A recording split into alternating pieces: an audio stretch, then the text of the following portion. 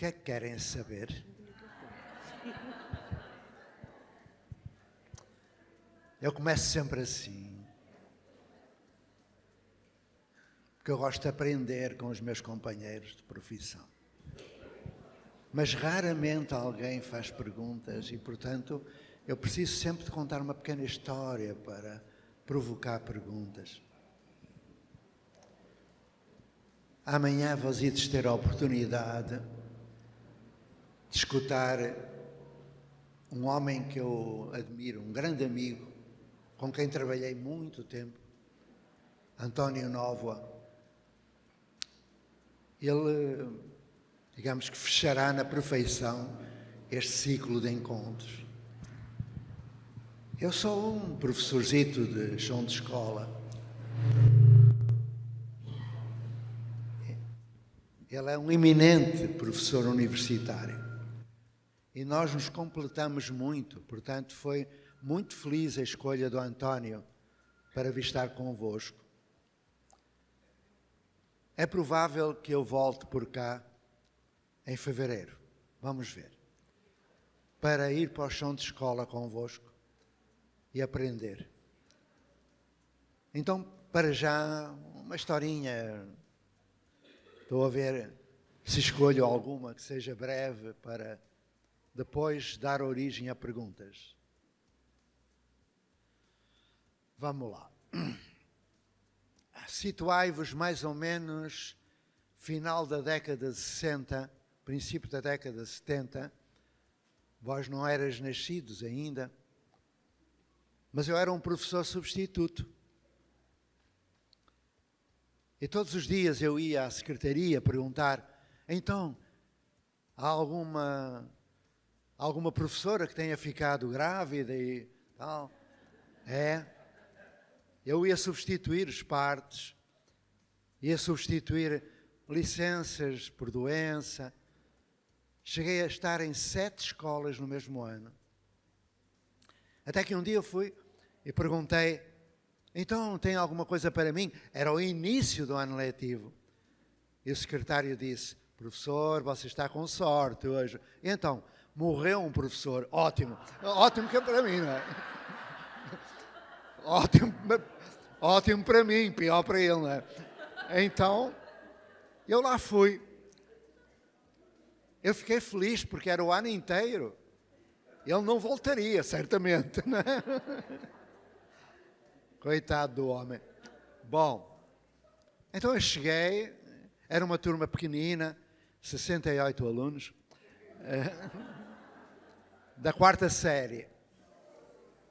E então eu disse, bom dia, então, o que é que querem saber? Ficaram a olhar para mim, assim com ar de quem diz o que é que ele quer, tal. Eu perguntei, então, o que é que querem fazer? E eu expliquei que quando quisessem falar, levantariam o bracinho. Não é?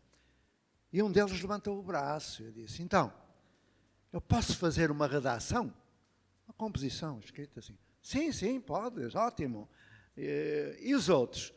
E os outros todos? Redação! Eu, em coro. Assim, bom. Aí eu disse, bom, tá bom, fazei uma redação. Aí outro levantou o braço. O que é que foi? Qual é o título? Sim, é o título que tu quiseres. Ele, é? É. Mas antigamente era o professor que mandava. Mas agora vós podeis dizer. Eu posso fazer uma redação sobre a primavera? Assim, podes. E os outros? Primavera! Eu, olha-me Deus. É que era um coral. Primavera! Tá bom. Então, fazei. Não, diz ele. Quantas linhas se deixa depois do título? Sim, quantas tu quiseres. Olha, é caneta ou é lápis? Meu filho, é o que tu quiseres. Olha, quantas linhas tens de escrever? As que tu quiseres. Para. Já estava a ficar farto daquilo. Aí eles começam a escrever. Quando acabaram, entregaram os textos. Eu li o primeiro texto, ainda me lembro. E já lá vão 50 e tal anos. Era assim. A primavera. A primavera é uma estação do ano. A primavera começa no dia 21 de março e acaba no dia 20 de junho. Na primavera vêm os passarinhos e as flores. Eu gosto muito da primavera. Eu perguntei, quem escreveu este texto? E todos levantaram o braço e baixaram outra vez. Eu li o segundo texto. A primavera. A primavera é uma estação do ano. Na primavera vêm as andorinhas e as flores. A primavera começa no dia tal. Eu gosto muito da primavera. Eu perguntei quem escreveu. E baixaram. Aí eu disse, bom, tomai lá. Devolvi as folhas e disse, voltai a folha ao contrário. Está limpa? Está. Então agora, ides fazer uma redação e eu vou dizer qual é o título. Ah, assim é que é e tal. Ok. O título é A Primavera. Ah, mas nós já fizemos. Não, mas agora tem regras. Fui ao quadro negro e disse, ninguém pode escrever aquilo que eu vou escrever no quadro negro. E escrevi no quadro. A primavera é uma estação do ano. Na primavera vêm as andorinhas. Tudo o que eles tinham dito. Agora toca-te escrever. Ficaram todos a olhar assim para o ar, para o lado, uns a olhar para os outros, até que um fez assim, e começou a escrever. O outro espreitou e aquilo foi se espalhando. Eu digo que foi um dos momentos mais belos da minha vida de professor. Vão ver porquê. Quando acabou o tempo de redação, eu recolhi os textos e li o primeiro texto e perguntei, quem foi o autor deste texto? E entre os 68, uma mão sozinha se levantou. Li o segundo texto e perguntei quem escreveu este texto. E uma mão autora se levantou até o 68º. A moral da história vós tirareis. Ela me marcou muito. Ela me mostrou que realmente este sistema de ensino não só desqualifica os professores, como gera uniformidade. Foi o princípio de uma grande mudança. Mas sobre ela, se vós quiserdes, poderei falar se vós me perguntardes alguma coisa. Está aberta a inscrição. O que é que quereis fazer? O que é que quereis saber? A primeira pergunta é mais difícil. Podemos passar já à segunda. Vamos lá. Senão eu faço perguntas. E olhai que são bem difíceis de responder. Bom, parece que não. Vou ter que contar outra história, não é? Então, é muito chato. Tá bom. Então, mas olha, só conto mais uma. Se não houver perguntas, vão-me embora. Basta... tem uma perguntinha ali. Vamos ouvir. Eu fico feliz com isto. Quando aparece uma pergunta, eu fico encantado. Tem outra lá no fundo. Tem que abrir. Como é que deve ser o novo professor que deve se preparar para o inédito do aluno? Como deve ser um professor para se preparar para o inédito que o aluno traz para ele? Para o novo inédito, né? Para o inédito que a criança traz para ele. Durante estes 55 anos que eu levo, eu encontrei algumas respostas para essa pergunta. A primeira regra é não estar sozinho para dar resposta a cada qual. E sabeis que nós rompemos com a sala de aula. Mas quando alguém me pergunta, mas como é que eu vou fazer diferente? Eu respondo, dando aula. É aquilo que o professor sabe fazer. E faz muito bem. E eu tenho de valorizar o que ele sabe fazer. Porém, como eu tenho dito, quando eu fui para professor, eu não sabia ser professor. Eu só sabia dar aula. E é bom saber dar aula. Tenho um filho que dá aula. É um excelente profissional. Aquilo que nós criamos pode ser resumido em 3 princípios. O primeiro, que nós não deveremos preparar projetos para os alunos. Deveremos construir projetos com sujeitos de aprendizagem. A partir de necessidades, desejos, sonhos, problemas do outro. E cada qual o outro é único, irrepetível. Tem determinados estilos de inteligência, tem um determinado ritmo de aprendizagem que é diferente dos outros. tem um potencial incrível, tem talentos que ele pode e deve desenvolver. E a sala de aula é um cemitério de talentos. Segundo princípio, o professor não deve planejar a aula. Mas enquanto não houver outra maneira, deve planejar. Eu espero que entendam a minha mensagem. Quando eu planejava a aula, me ensinaram a planejar o ano, o semestre, o trimestre. Eu planejava na véspera. Preparava bons materiais. Criava uma grande motivação. Planejava a aula na véspera. Quando eu ia dar a aula no dia seguinte, não era eu, era um mau ator representando um papel que eu tinha escrito no dia anterior. Não estava ali. Quem estava ali era um clown. Ali não havia comunicação. Havia um vazio constitutivo no frontal anónimo. E eu me culpava por isso. Não é drama. É uma escolha. Então, quando eu digo que não se deve planejar uma aula, é porque nós devemos ajudar o outro a planejar a sua vida. A saber gerir a sua vida, a saber gerir o tempo, espaço, recursos, a saber trabalhar em equipe, a saber escutar, a saber argumentar. Projeto de vida. Então, quando alguém ouço dizer a alguém, eu tenho de dar o currículo, ninguém dá currículo nenhum. A gente vende o meu tempo, o nosso tempo, dando aula. Vende. Porquê? Eu não vou dizer. Se me perguntarem, explicarei. Se não perguntarem, ficam sem saber. Porque eu próprio descobri que o maior obstáculo a essa mudança sou eu. Então, quando nós criamos projetos de vida, ajudando o outro a produzir esses projetos, nós estamos a gerar realmente seres diferentes, como todos nós somos. Terceiro grande princípio. E eu vou contar esse princípio através de uma historinha, é melhor.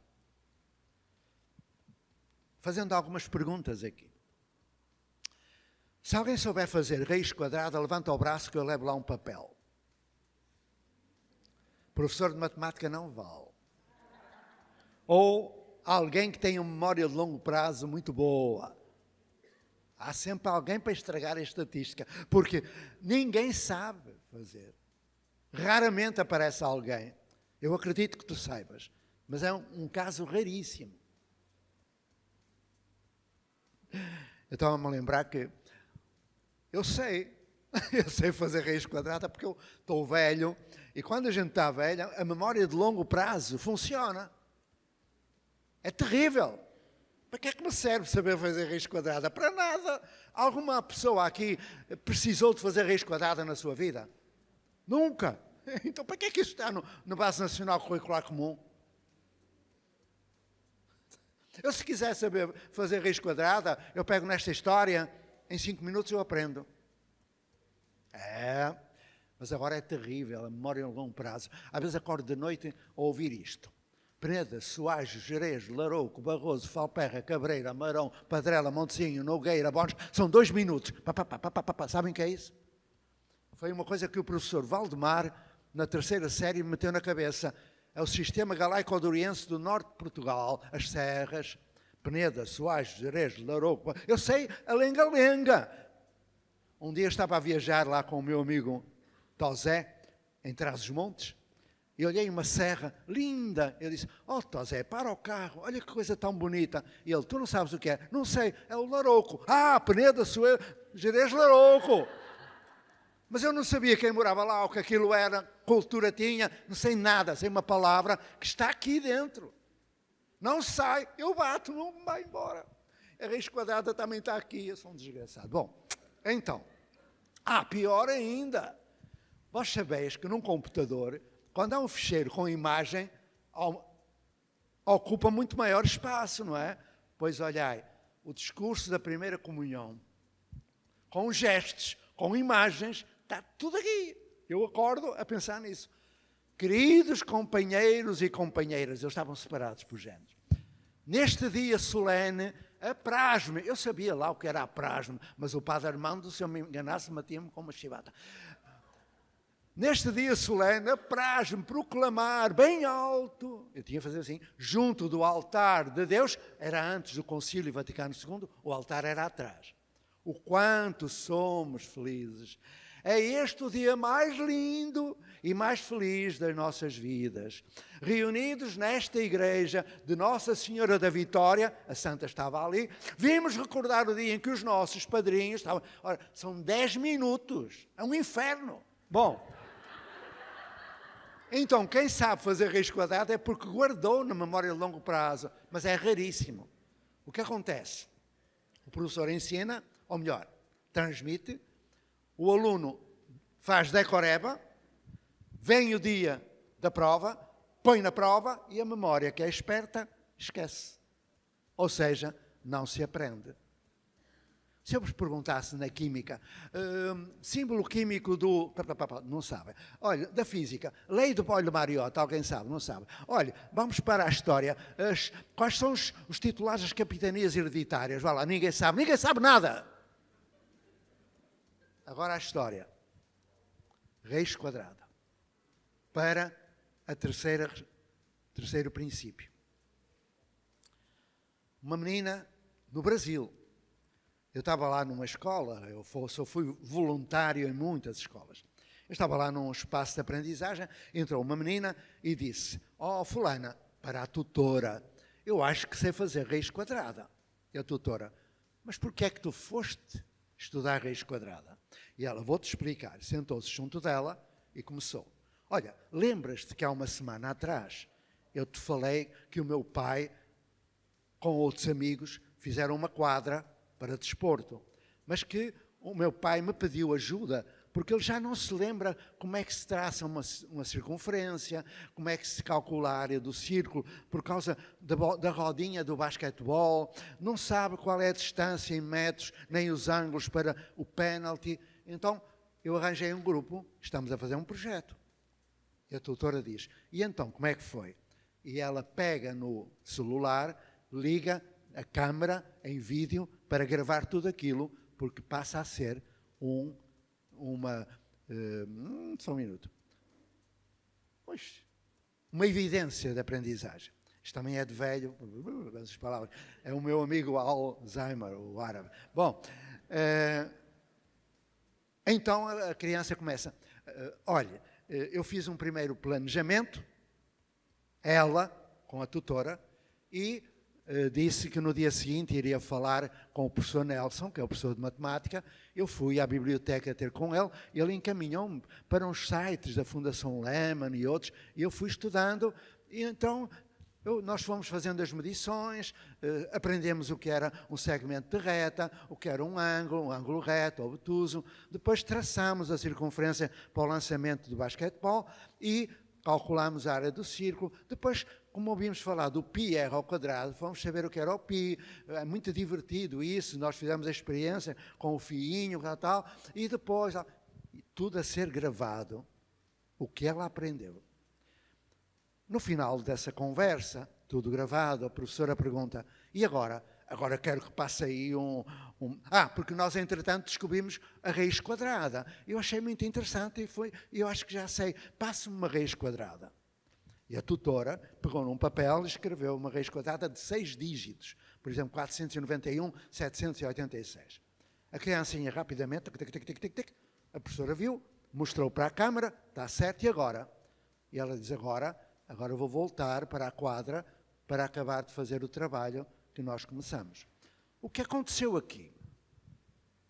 Ela parte de um problema, de uma dificuldade da comunidade. Currículo de comunidade. Desenvolve pesquisa. Produz conhecimento. Porque o currículo não é para consumir, é para produzir. Então, ao produzir conhecimento, ela pega nesse saber e coloca numa ação, numa prática. O que é isso de passar do saber para a ação? Aquilo que o Père Renaud Philippe Perrenot escreve, as competências. Porque elas vão ficar, porque foram praticadas e porque a avaliação foi exatamente isso, socialização de conhecimento. Se eu sei alguma coisa, eu partilho com os outros aquilo que eu sei. Uma prova não faz isso. O que aconteceu? A professora acabou a conversa, para o vídeo, envia para o ficheiro da criança, para o portfólio digital da plataforma digital da escola. Quem quiser ver, vá lá ver, que ela aprendeu, é uma evidência de aprendizagem. É isto que nós fazemos, ou seja, nós não planejamos aula, nós desenvolvemos aquilo que se chama roteiros de estudo e ensinamos as crianças a saber selecionar a informação para que ela não se perca na internet ou vá pela fake news.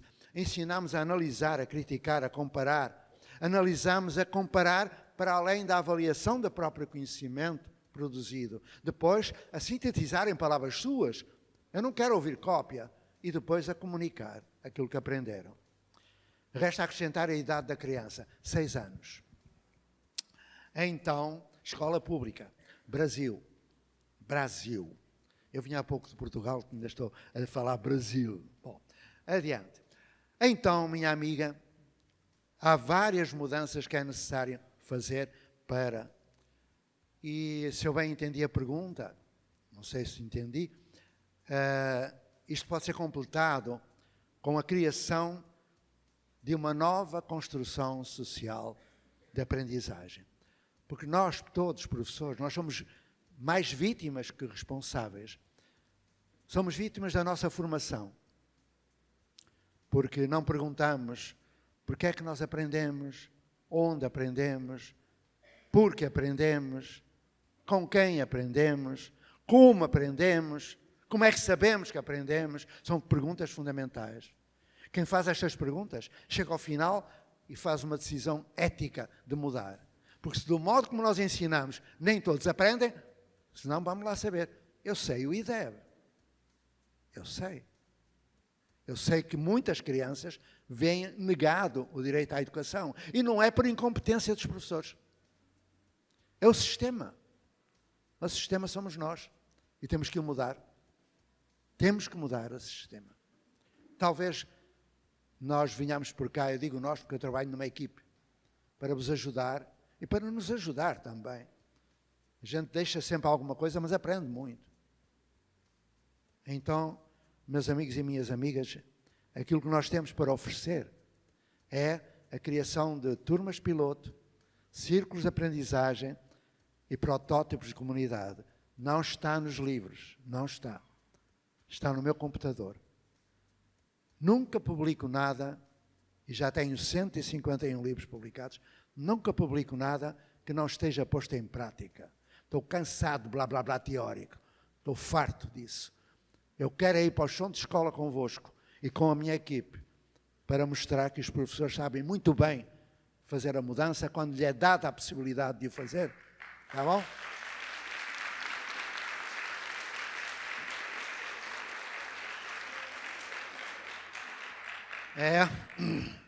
Eu acredito nos professores, apesar de... Porque, reparai, quando tomamos uma decisão ética de mudar, nós defrontamos 7 obstáculos. É muito difícil. Só mesmo conforme o nosso Paulo diz, que é o amor e a coragem que nos conduzem. Eu diria que é muita fé, esperança e amor. Porque nós encontramos logo o primeiro obstáculo. Nós, a nossa formação. Nós somos formatados para dar aula. O segundo obstáculo, a família, os alunos, a sociedade, porque padece da síndrome da Gabriela. Eu nasci assim, eu fui sempre assim. Eles pensam que a escola foi sempre assim. Não foi. A escola é assim há 200 anos. Depois, sofremos também com os alunos. E então os alunos universitários que querem o diploma, eles querem a aula. Eu conto muitas vezes a história, não é? De quando eu perguntei, mas como é que é a avaliação aqui na universidade? É um TCC. E o que é que diz o TCC? Trouxeram-me o TCC. E o TCC dizia assim, e Piaget disse, e Vygotsky disse para mim, meus filhos, eu não sou fofoqueiro, quero lá saber o que a Piaget disse. É muito feio estar a dizer o que o outro disse. Eu quero produção de conhecimento e não cópia. Olha que diabo não, peço desculpa. Então, não consigo. Então, a dificuldade do aluno, eu tive uma turma de último ano de pedagogia que dizia que queriam aula e que eu era obrigado a dar aula. Disse, meus filhos, querem aula, vão embora. Eu não dou. Há 20 anos que eu não dou. A Escola da Ponte já estava há 20 anos preparada. Eu dizia-lhes, então vou dar aula. Eu dava. Fazendo o quê? O que é que querem saber? Pronto. Uma vez diz olha, para que todos aprendam, o que é preciso é reduzir o número de alunos por turma. Não é?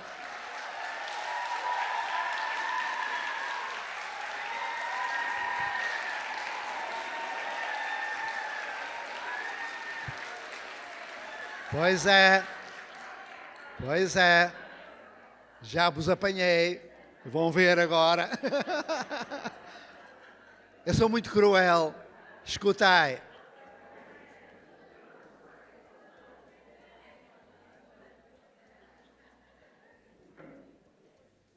Eu vou ser muito cruel.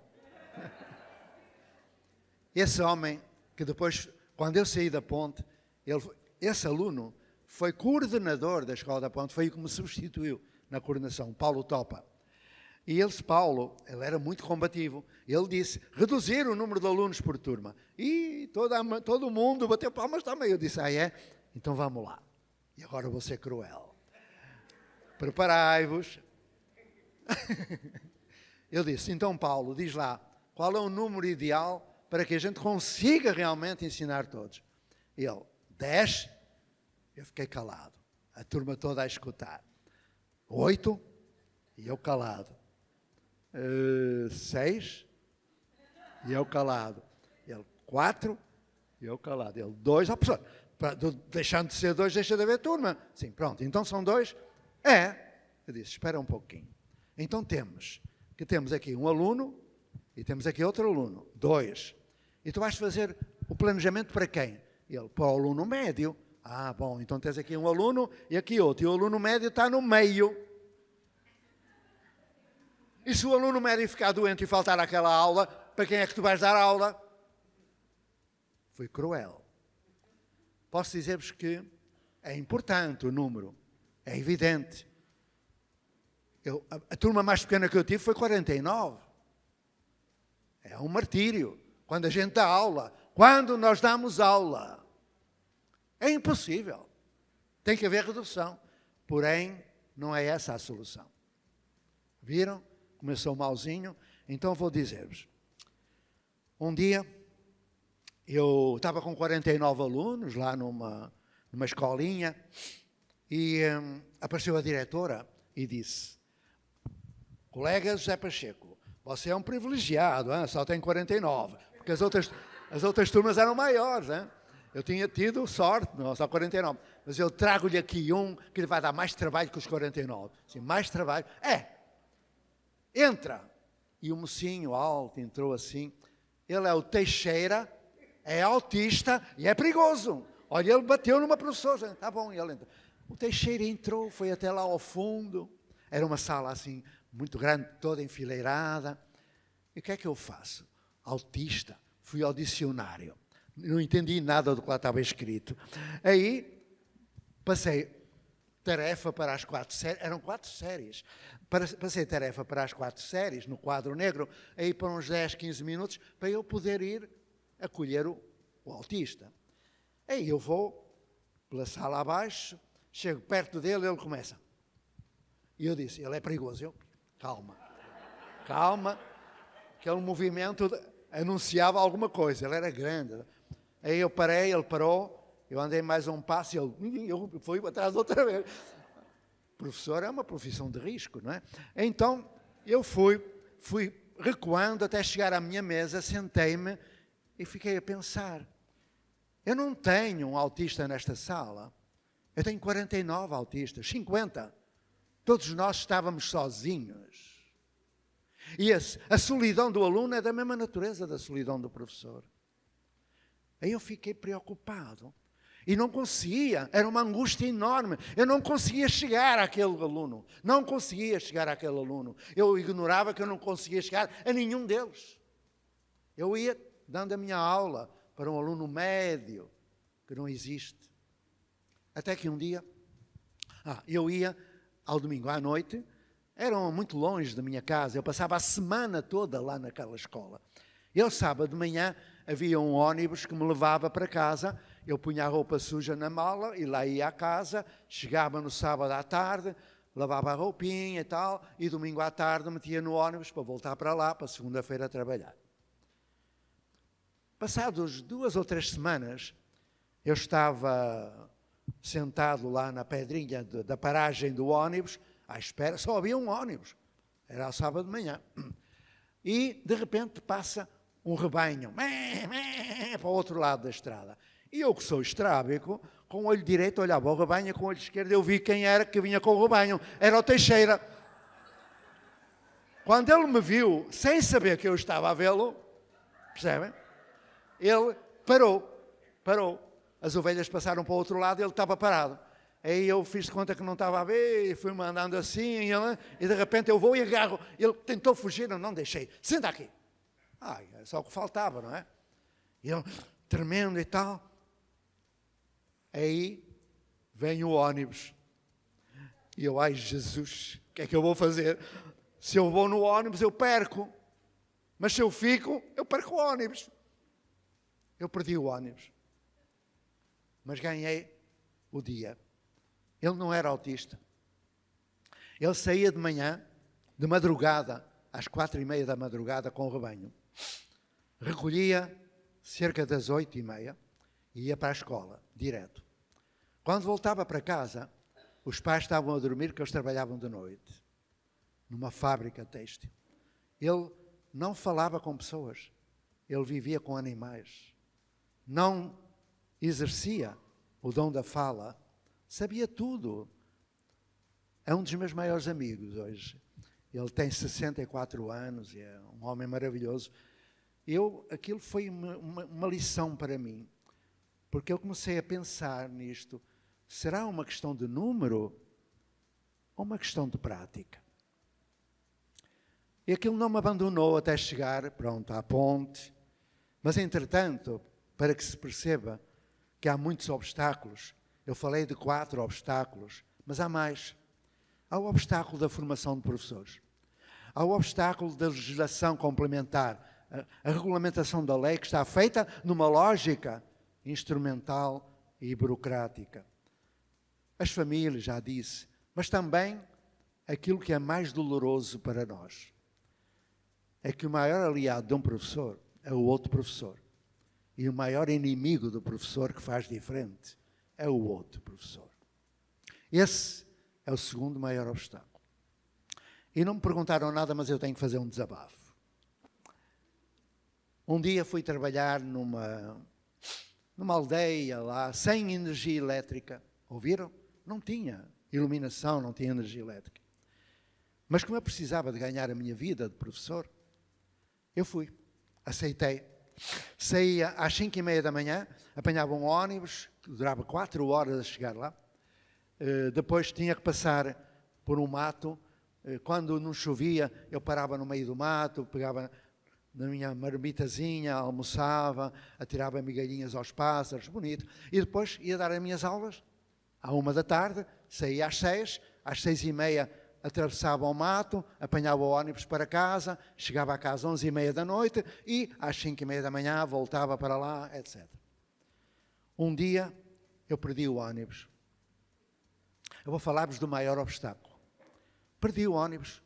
A minha companheira estava grávida e até de certo risco e a noite tinha sido muito má de passar. Eu não ouvia o despertador, perdi o ônibus.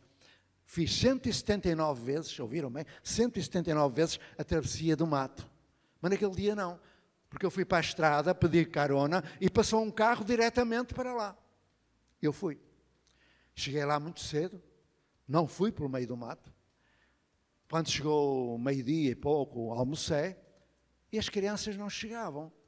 Eu esperei, perto de uma, vem um carro, para, e sai um homem a correr, agarra-me pelo braço, o senhor é o professor Pacheco, venha comigo. Levou-me para dentro do carro, acelerou, passou um portão, fechou o portão, entrou numa porta, fechou a janela. Eu, meu amigo, para com isso, caramba, o que é que se passa? E ele, você sabe quem eu sou? Eu sei lá quem você é. Eu sou o padre Abreu, o padre aqui da freguesia. E então, onde é que... você está na residência paroquial. Você que está em segurança. Eu, segurança de quê? Eu não estava a entender nada. Ele olhou para mim e disse, o senhor por acaso veio pelo meio do mato? Não, hoje perdi o ônibus. O homem ajoelha-se e começa, obrigado, meu Deus, quase a chorar, obrigado, meu Deus, eu não estava a entender nada. Aí ele diz, sabe o que aconteceu? Eu, não, diga lá. Você sabe que é muito bem querido aqui. As famílias estão satisfeitas consigo, você é um bom professor, tal. Sim, mas o que é que aconteceu? Uma colega sua, uma professora da mesma escola, talvez por inveja, ela ontem lançou um boato. Um boato, sim, que para mostrar como nascem os bebés, você colocou 2 crianças seminuas simulando sexo. E você sabe que isto é um lugar de catolicismo tradicional. Houve alguns pais que acreditaram e passaram aqui com facas e machados, foram ao mato para o matar. Se eu tivesse apanhado o ônibus nesse dia, eu não estaria aqui hoje. Teria morrido sem saber porquê. E injustamente. Eu fiquei a olhar para o padre para mim, o que é que eu vou fazer? Eu pedi, padre, posso fazer 2 ligações? E lá fiz. Liguei lá para o Porto, onde eu vivia. Olha, eu vou ficar aqui esta noite, tal, nada, não se preocupem, é para... Então, à noite fizemos um encontro.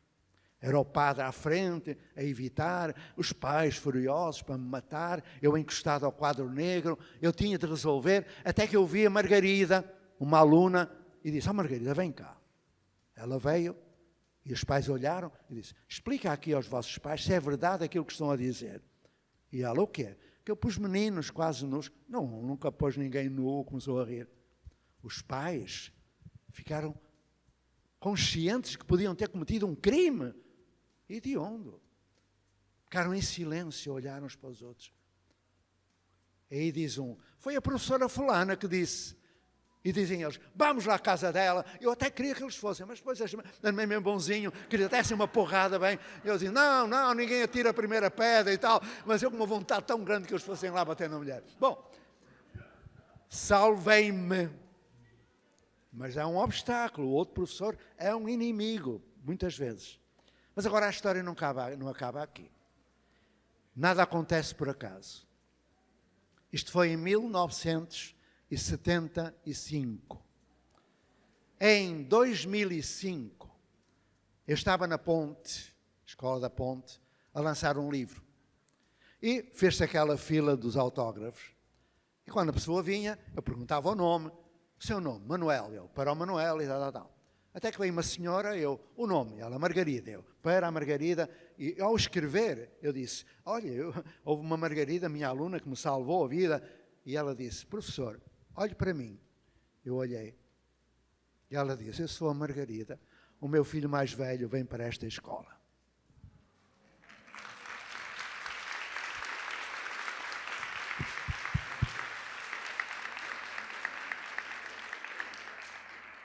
Eu passei à frente um bocadinho porque não consigo contar tudo. Me emociona muito. Perguntas, vamos lá. Perguntas, havia ali uma perguntinha, vamos lá. Boa tarde. Em primeiro lugar, é muito satisfatório ouvir o senhor falar. A minha pergunta é referente à nossa profissão. O senhor falou da questão, né, da coragem, do amor que Paulo Freire diz, mas a minha pergunta é sobre a frase que o senhor falou antes, que é sobre algumas práticas que desvalorizam o professor, né?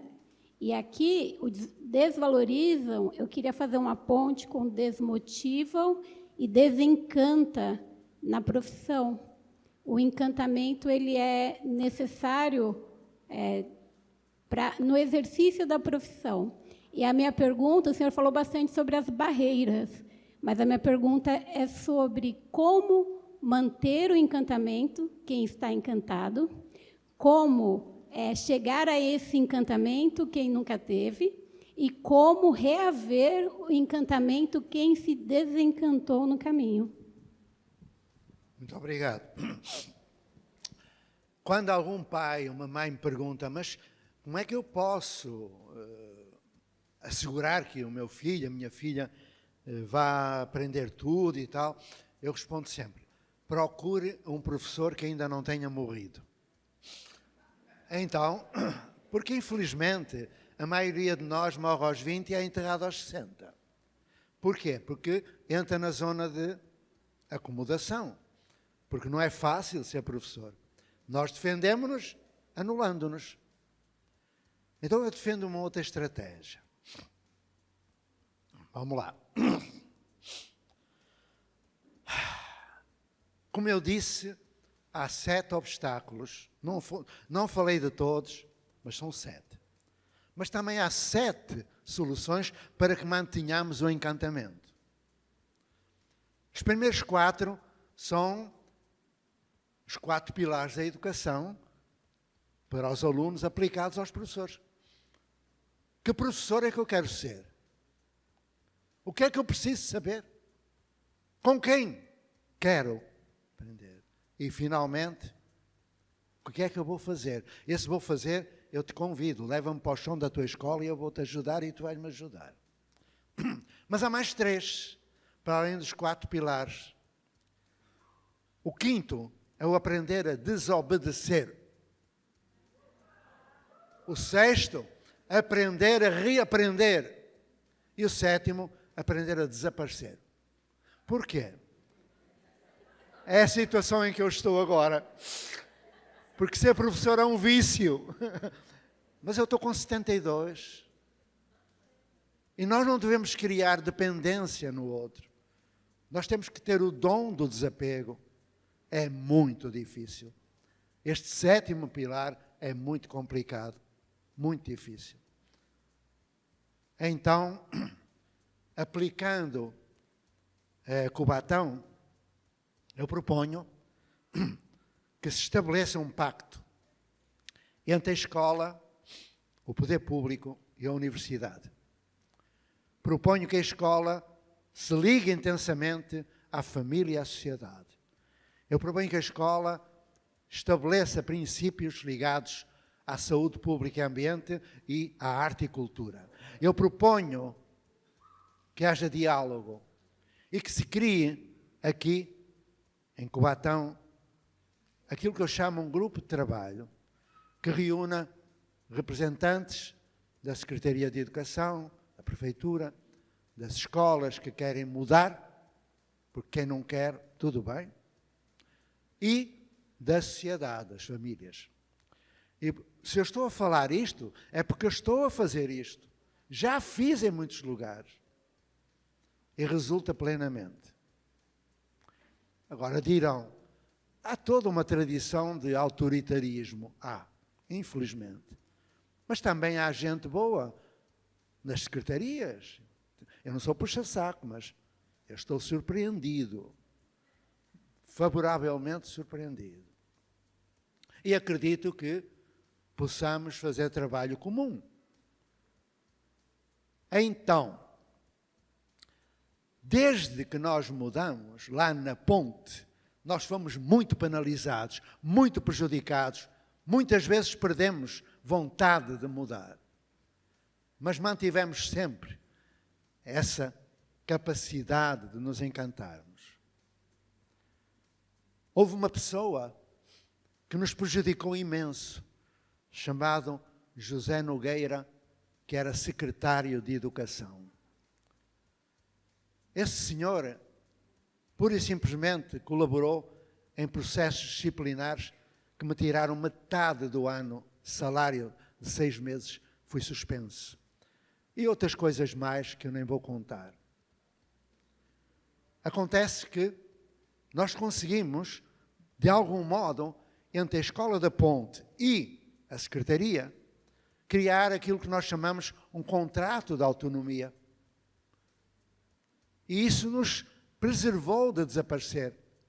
O encantamento continuava, mesmo com sofrimento. E porquê é que aconteceu?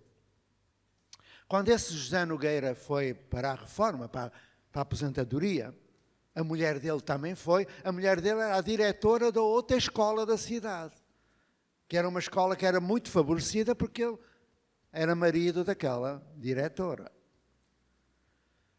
No mesmo ano em que ele foi embora para a aposentadoria, fez-se um passeio de convívio entre as escolas. E nós, a Escola da Ponte, dissemos que também íamos. Acontece que no dia em que eu fui levar o envelope com o dinheiro para pagar o ônibus da viagem, eu ouvi uma conversa. E a conversa era esta. Ele tinha a mania que tinha o rei na barriga e ela também. Eles não vão. Eu disse, colegas, o que é que estão a falar? Estamos a falar do Nogueira e da mulher, que eles tinham a mania, agora estão aposentados, não vão ao passeio. Eu disse, mas porquê é que não vão ao passeio? E eles olharam para mim e disseram, estás a perguntar? Tu que foste tão prejudicado, tu que passaste por tantas situações que ele te castigou, só porque era o secretário, porquê é que estás a falar isso? E eu respondi, se o Zé Nogueira e a Ivone não forem, a Escola da Ponte não vai. Mas vós tendes que pagar, e nós pagamos. O ônibus ficou vazio. Passados 2 anos, eu estava na ponte e vi o José Nogueira subir a rampinha. Eu com uma vontade de lhe dar um murro. Foram 20 e tal anos de martírio. Aquele homem fez-nos da vida um inferno. O homem sobe, eu fui recuando, ele estende-me a mão, eu cumprimentei-o assim muito, e ele diz, tens lugar para o meu neto aqui nesta escola? Assim, tu estás a brincar comigo, é? Ele, não. Eu quero que ele venha para esta escola e te peço perdão, José.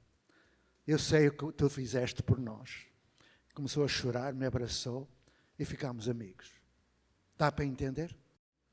Pronto. Então, bem outra pergunta que eu passei à frente aqui uma parte que não... Ver um velho a chorar é muito chato. Vamos lá. Mais perguntas?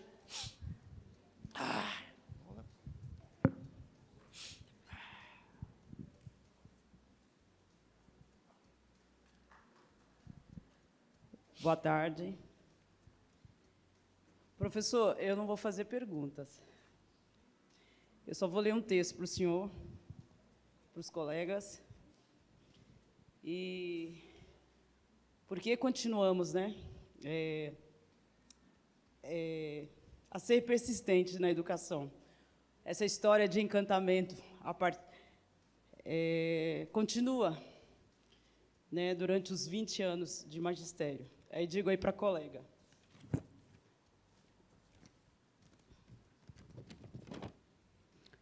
O texto é José. José é primavera, é entre 68. E quem escreveu é Primavera José. Há flores que acolhem crianças. E dentre uma dessas, entre milhares, José, sou eu. É primavera, José. É o princípio da mudança, que se abram os olhos da alma. José, que não se perca a esperança. É primavera. Acolha a todos pelo caminho, e entre espinhos demonstre carinho. José, o que é? É primavera, o resgate de crianças que hoje resgata de outros a esperança. José, é primavera de milhares, centenas. José! José, é primavera. Obrigada, professor. Obrigada.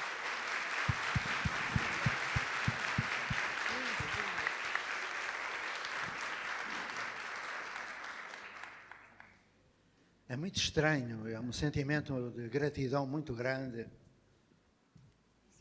Embora eu não me julgue diferente de qualquer um de nós.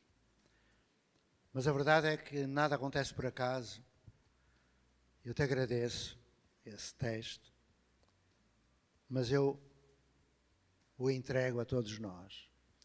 E agora, José? Agora, o que vos vou dizer pode parecer impossível, mas aconteceu. Nada acontece por acaso.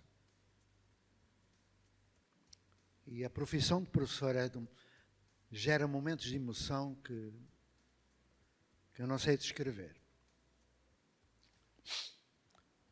Um dia eu estava a conversar com o meu cunhado Paulo. Eu sou o filho mais velho de 3 casamentos do meu pai. Tenho irmãos mais novos, 20 e tal anos. E aquele Paulo era mais novo que eu, 14 anos. Estávamos na varanda da casa dele. E ele me pergunta, Senhor José, um cunhado a falar para mim, Senhor José, eu era mais velho, não é? Diga-me uma coisa, estão aqui 2 escolas no bairro e a Catarina vai para a escola este ano. Qual é a melhor escola? Você sabe. Eu respondi, olha Paulo, em todas as escolas há bons professores. Certamente que a Catarina vai ter uma boa professora ou um bom professor. E ele, não acredito nisso. Mas porquê? Porque eu tive um professor que fez de mim tudo o que eu sou de bom. E uma professora, uma cabra, que me tirou da escola. Eu disse, olha, eu não quero saber da cabra. Fiquei logo interessado no professor. Então conta-me lá como é que era esse professor. Ele, olha, ele brincava connosco, passeava connosco, nós tínhamos muitos piolhos, nós vinhamos de lá da favela, não é, do cortiço, e ele trazia medicamento, tirava-nos os piolhos, dava-nos calçado, que nós andávamos descalços, trazia roupa, que nós passávamos frio, tocava, cantava connosco, ensinava de uma maneira diferente. Eu estava encantado. Mas depois um dia ele baixou-se à nossa altura e disse que tinha de ir para a guerra no ultramar. Eu disse, sim. E então? E então foi embora. E veio uma professora. E quando ela entrou, olhou para mim e para mais 2, vós tendes piolhos, não é? Saiam daqui, vão lá para os... E eu fui embora. Só fiz exame de adulto, nunca mais voltei à escola. Disse, mas eu não quero saber dessa professora. Diz-me lá como é que era esse professor. Eu escrevo muito, eu queria escrever sobre esse professor. E ele diz, olha, ele era mais ou menos da sua altura. Ele tinha o cabelo assim pelo fundo das costas. Andava com os óculos à John Lennon. Tinha uns jeans pretos. Andava sempre de sandálias. Tinha uma barba. Eu disse, espera lá. Em que escola é que tu andaste? E ele, andei na escola da Torrinha. Em que ano? 1972. Ele olhou para mim, olhei para ele. Quem era o professor de que ele estava a falar? Era eu. Dizem os meus amigos portugueses que eu nasci com a bunda virada para a lua. Ou seja, quem é o professor que recebe este retorno? Já viram? Então eu troquei uma carreira de industrial, de eletricidade, de eletrotecnia, para a carreira de professor. Mas desde o início eu compreendi que eu sabia muita coisa de eletrotecnia, mas não sabia ser professor. Só sabia dar aula. O convite que eu vos faço, enquanto tiverem energia para convosco colaborar e uma equipe, é que partindo de chão de escola e de saber dar aula, que é importante, nós possamos ficar de consciência tranquila de que fazemos o nosso melhor e que cumprimos o direito à educação com todos. E isso não é possível neste sistema. Temos que criar outro sistema. É essa a novidade que eu vos trago. Quando eu cheguei ao fim de 30 anos e o Rubem Alves me trouxe para cá, Eu vinha vaidoso, um etnocêntrico europeu. Tinha a mania que tinha inventado a roda da educação ao fazer a Escola da Ponte, onde o centro era o aluno. Aí está Montessori, Claparede, Dewey, Anísio Teixeira, Darcy Ribeiro. Não é? E se eu vos disser que o centro não é o aluno? Então, nós teremos de partir daquilo que somos.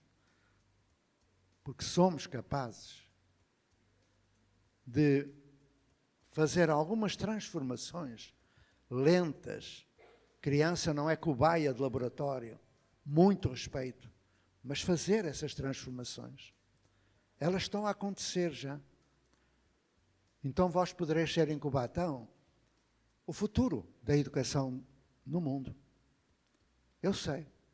Eu tenho já uma idade que não me vai permitir acompanhar isso. Mas tenho uma grande equipe que vos pode ajudar. Perguntas? Satisfação em ouvi-lo. O senhor falou que não ia responder se não fosse perguntado, se o porquê que vocês não vendem currículo, fiquei curiosa. E eu também fiquei curiosa porque aqui a gente tem, nas escolas do Estado, projeto de vida.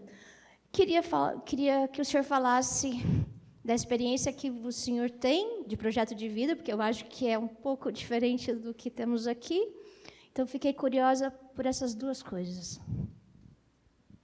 O projeto de vida que agora mostra no novo ensino médio e outros documentos não é nada. Infelizmente não é. O projeto de vida resulta da prática do currículo de subjetividade. Como vos disse há pouco, isto não está nos livros, mas pode estar em Cubatão já no próximo ano. E eu espero que no próximo ano, no final do próximo ano letivo, Cubatão publique um livro com aquilo que nós podemos trazer e que vós podeis fazer. E o que podeis fazer? Praticar currículo tridimensional.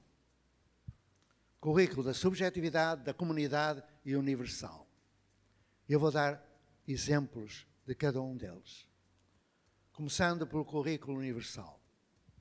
O currículo universal é as aprendizagens essenciais que em qualquer lugar e tempo nós temos de aprender. São parte de problemas que são comuns aos vários países. Então uma menina veio ter comigo um dia, Brasil, e disse que, eu perguntei-lhe o que é que tu queres ser, não é quando for grande, não, mas o que é que tu queres ser? E ela disse-me que queria ser cientista. E lhe perguntei, porquê? E ela respondeu, porque eu vi numa revista que a NASA, que manda foguetões para o espaço, está à procura de um planeta que tenha condições de nos receber quando o ser humano não puder viver na Terra. Nós sabemos, não é só a pandemia. Nós temos os rios envenenados, o mar cheirando mal, temos problemas de saúde pública terríveis, temos o buraco de ozono a aumentar, temos a Amazónia a desaparecer, temos tudo isso. A Mata Atlântica quase destruída. Então ela queria ser cientista. Ou seja, todos nós temos talentos que temos de desenvolver. E o talento dela, a vocação dela, era ser cientista. No domínio do currículo universal. Porque é um problema que nos afeta a todos. À China, aos Estados Unidos, à Guiné, ao Brasil, tudo. Fizemos um projeto de vida com ela. Roteiros de estudo. Para saber se era possível viver noutro planeta ou se é possível continuar a viver na Terra. Ela começou este projeto aos 9 anos. Projeto de vida. Aos 13 anos, foi convidada pela NASA. Foi para Washington com um projeto de vida noutros planetas. Aos 13, escola pública, Brasil. Projeto de vida. Currículo de comunidade. Uma menina chega, 9 anos também, e eu pergunto, o que é que tu queres saber? Nada. Você não é meu pai, manda-me embora. Ok. Então o que é que tu queres ser? E ela disse, eu quero ser uma pessoa que possa defender a minha comunidade, porque eu tenho orgulho do meu nariz e do meu cabelo. Negra. Eu disse, mas o que é que tu queres ser, então? Eu quero ser alguma coisa para denunciar e mostrar que há muita boa gente na favela, na comunidade.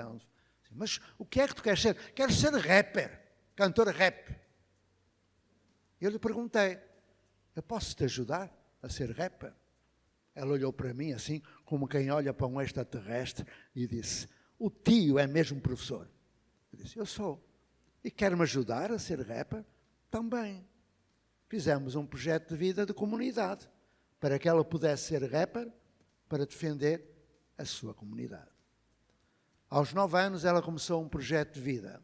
Aos 13 foi participar na abertura dos Jogos Olímpicos do Rio de Janeiro, ao lado da Carol Conká. E hoje é uma das maiores rappers do Brasil, é MC Sofia. Foi minha aluna. Ah, pois é. Eu estou a falar de gente. Escolas são pessoas, não são prédios. Escolas são pessoas. Currículo de subjetividade. Vamos então, e agora vou render homenagem à Escola da Ponte. Estes dois foram do Brasil. Eu tenho dezenas de casos destes. Projetos de vida. Projeto de vida do currículo de subjetividade. Década de 90, chega à Ponte um jovem com trissomia 21, aquilo que se chama síndrome de Down.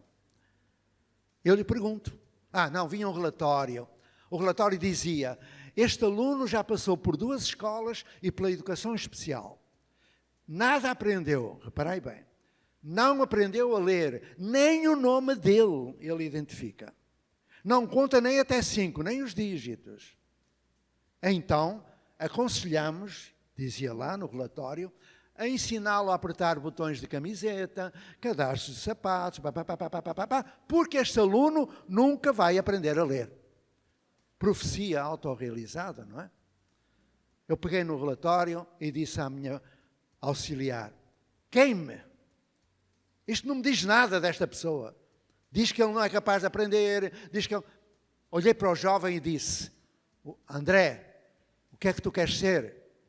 Não é quando for grande, o que é que queres ser? E ele me perguntou, ele tinha um palato muito alto, falava assim, eu posso dizer? Podes. Eu quero ser goleiro de futebol. Fizemos um projeto de vida do currículo de subjetividade com o André. Diziam que ele não era capaz de ler, em 3 meses aprendeu a ler. Em 3 anos fez o fundamental. Fez um técnico profissional. E quando Portugal ganhou o Campeonato da Europa de Futebol de Salão, o goleiro da Seleção Nacional Portuguesa era o André. Tem a medalha de ouro do município de Santo Tirso, é um homem respeitado. Currículo de subjetividade, projeto de vida. Escola pública. Agora, isso que estão para aí a inventar, eu estou cansado dessas invenções. Muito farto. Há sempre uma moda pedagógica ou uma novidade qualquer para enfeitar aquilo que não pode ser melhorado. Este sistema não tem melhoria possível. É um palimpsesto. Eu vou explicar o que é um palimpsesto. Na Idade Média, os reis mandavam publicar as leis em papiro e quando tinham uma nova lei, como o papiro era muito caro, eles mandavam passar uma cal em cima do papiro para tapar a lei que estava lá. E quando a cal secava, escreviam a nova lei sobre a cal. Quando afixavam o papiro com a nova lei, vinha a chuva, vinha o vento, caía a cal, ficava a lei anterior. Compreende? Tudo isso, infelizmente, é, enfim, um ornamento, um paliativo de um velho modelo que não funciona. Ele provoca doença nos professores, burnout. Ele provoca analfabetismo literal e funcional. Ele provoca automotivação, suicídio, entrada nas escolas e morte de criança e professor. Não pode continuar. E tudo depende de nós. Já não é de mim. Já estou mais para lá que para cá. É de vós. Ou de nós. enquanto eu puder. Então o convite está feito, nós falamos com a Lidiane, com o Guilherme, com esta boa gente. Pode ser que a gente volte por cá para aprender convosco a fazer uma nova construção social, que sereis pioneiros, porque nada disso existe à face da terra. Se vós quiserdes, não é, Karen? É convosco. Se vós não quiserdes, que Deus tenha piedade das vossas almas. Pronto. Há alguma perguntinha mais? Deixa eu ver as horas. Já não há mais perguntas? Vá lá. Eu sei que é difícil de aturar este velho, enfim, insuportável, mas... Enfim. Vamos lá. Quando eu falo que é necessário um outro sistema, eu não falo em abdicar, em desprezar aquilo que nós sabemos fazer. O instrucionismo, ele também é útil. Dar aula é útil. Quando me perguntam, mas então você não faz uma ruptura? Não, eu junto. Eu vou unindo as coisas. Por exemplo, o papel da memória é característico do que nós temos, não é? A criança tem que memorizar para pôr. É muito importante. Então vou contar-vos uma história, dado que não há perguntas. E aqui dizem-me que faltam 15 minutos, pronto. Então ficareis salvos ao fim de 15 minutos. Não, eu fui um, sei lá, um fundamentalista. E para mim o aluno era o centro. Para mim era o centro. No Brasil, Anísio Teixeira, Darcy, Paulo Freire, Lauro de Oliveira Lima, Eurípides Barçanufo, Alessandro Serchai, Cecília Meireles, Amanda Alberto, Maria Nilde, Nisa Silveira, tudo isso, o centro. Eu pensava que era. Mas aí eu tive uma experiência que me mostrou que não é bem assim. Faltava ao professor de música. E como eu toco, ou melhor, toco muito mal, canto pior, mas pronto, e dirigia coros e tal, disseram, olha, enquanto não houver professor de música, tu vais ter que aguentar como professor de música. Eu disse, está bom, lá fui eu para professor de música. Imprudente. Aproveitei as férias da escola para fazer um curso de metodologia ORF, depois li muita coisa sobre educação musical, e quando eu fui pegar no currículo de educação musical, levei um susto. Era maior do que o currículo de língua portuguesa, que era o meu. E muito mais difícil de desenvolver. Vou dar-vos um exemplo de conteúdo ou de objetivo. Levar os alunos à compreensão da mensagem da música erudita. Ou seja, levar os alunos a compreender Mahler, Bach, Beethoven.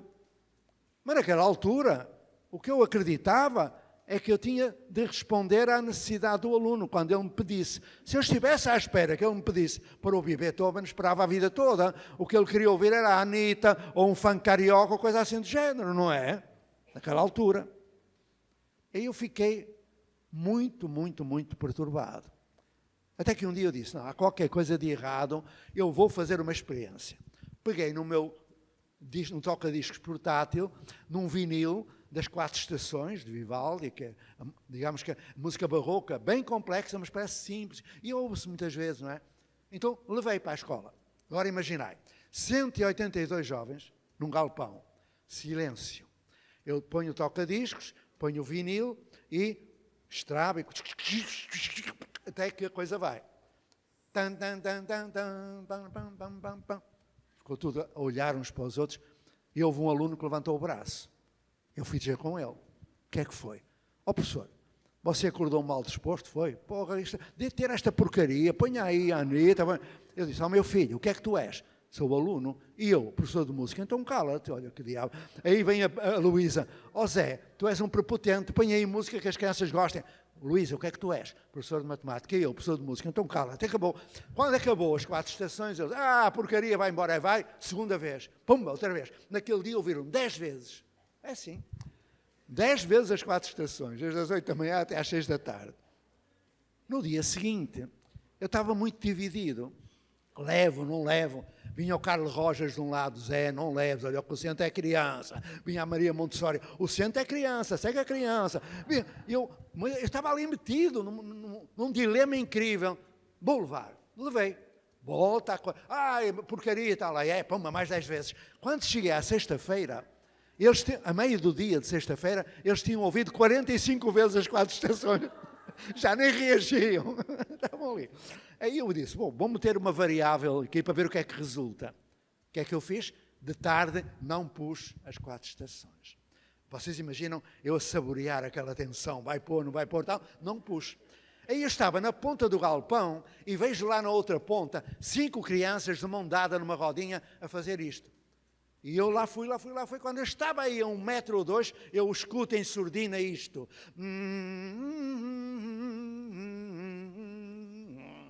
Segundo andamento do concerto inverno das 4 estações de Vivaldi. Entoado por crianças.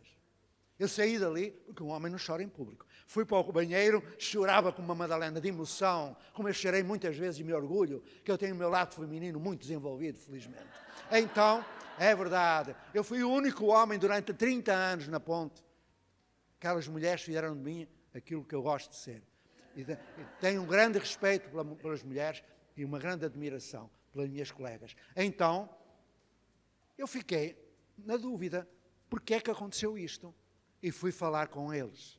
Limpei os óculos, limpei as lágrimas, fui falar com eles. Nesse dia, eu descobri uma coisa que me acompanhou até hoje. Só se ama aquilo que se conhece. E quanto mais se conhece, mais se ama. Eu dei a conhecer. Eu fui proativo. Não esperei que eles me pedissem. Dá para entender como é importante dar aula? É isso. Eu não sou fundamentalista, felizmente. Também não vou atrás de modas pedagógicas. Eu respeito a inteligência dos professores, acredito neles e no seu amor pelas crianças. E espero que haja uma resposta ao meu convite. Vamos gradualmente, lentamente, fazer aquilo que nos é devido. É isso que eu vos peço e vou concluir com uma breve história. Pode ser esta. Um dia chegou o Nelson, porque, reparai, só há aprendizagem quando há criação de vínculo. E o vínculo é sobretudo emocional e afetivo. Amorosidade. O Nelson chegou e nessa manhã, quando chegou o intervalo, as crianças foram à mochila e não havia merenda. Tinha sido roubada toda. Uma limpeza geral. E todo mundo pensou, foi o Nelson. Eu cheguei junto dele e disse, olha Nelson, que podemos conversar. Ele nem me deixou falar. Fui eu que roubei, fui. E agora? Assim, calma. Trouxe-o comigo, conversei com ele e perguntei-lhes porquê. Ele disse, olha, eu tenho 8 irmãos mais novos, eu sou o mais velho, a minha mãe é puta, sabes? Eu sei, prostituta, sim. Ela não ganha dinheiro para nos dar de comer, os meus irmãos passam fome de rato. Hoje eles vão comer, eu roubo para lhes dar de comer. Sim, pronto, calma. Aí nós falamos e a Associação de Pais, que é a mais antiga do meu país, arranjou maneira de discretamente matar a fome àquelas crianças. Nunca mais passaram fome. Mas o Nelson tinha fome de afeto.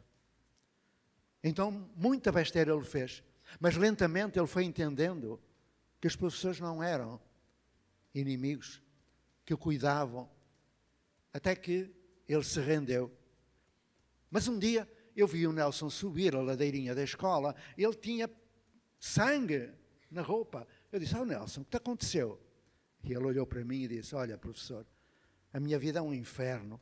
Esta noite, a minha irmãzinha mais pequenina, ela tem meio aninho, ela gritou toda a noite. Como a minha mãe não pagou a eletricidade, cortaram-nos a luz, só de manhã é que fui ver o que é que se passava com a minha irmã.